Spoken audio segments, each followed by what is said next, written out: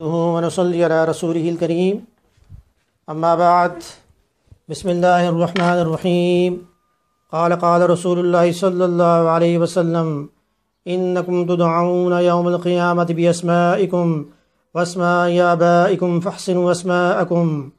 ابو درداء رضی اللہ عنہ سے روایت ہے کہ رسول اللہ صلی اللہ علیہ وسلم نے فرمایا کہ قیامت والے دن تمہیں تمہارے نام سے اور تمہارے باپ دادا کے نام سے پکارا جائے گا، بس اپنے نام اچھے رکھو۔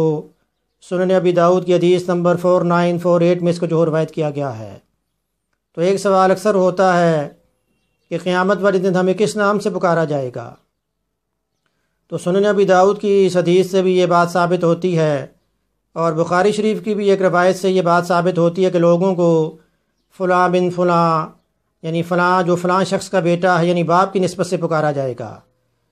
حدیث نمبر 657 میں اس کو جو روایت کیا گیا ہے، اور امام بخاری رحمۃ اللہ علیہ نے بھی اس حدیث کو نقل کرنے سے پہلے اس کا جو ٹائٹل جو رکھا وہ یہ کہ لوگوں کو ان کی باپوں کی نسبت سے جو ہے پکارا جائے گا۔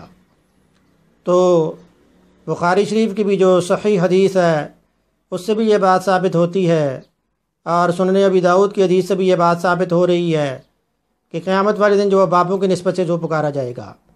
لیکن ایک سوال یہ بھی ہوتا ہے کہ عیسیٰ علیہ السلام کو تو ان کی ماں کے نسبت سے پکارا جائے گا۔ تو عیسیٰ علیہ السلام کی مثال تو بالکل اسی طرح ہے جس طرح آدم علیہ السلام کی مثال، یعنی آدم علیہ السلام کی نائی والدہ اور نائی والد ہیں، تو جس طرح اللہ پاک قیامت والے دن انہیں پکاریں گے، اسی طرح عیسیٰ علیہ السلام کو بھی پکاریں گے۔ اور دنیا میں بھی پکارنے کا ایک اصول جو قرآن کریم نے بتا دیا، وہ یہ کہ ادعوہم لیابائہم، کہ پکارو تم انہیں ان کے باپوں کی نسبت سے۔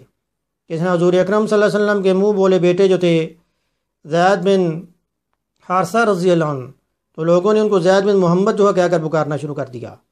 تو قرآن کریم نے کہا کہ انہیں زید بن حارثہ یعنی ان کے باپ کی نسبت سے جو پکارا جائے۔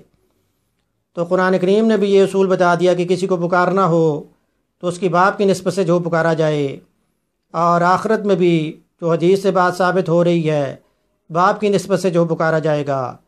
تو اللہ پاک عمل کی توفیق عطا فرمائیں۔ ویڈیو سننے کے بعد اس کو آپ شیئر بھی کریں تاکہ آپ کو زیادہ سے زیادہ ثواب جو حاصل ہو۔ اللہ پاک عمل کی توفیق عطا فرمائیں۔ وما علینا الا البلاغ المبین۔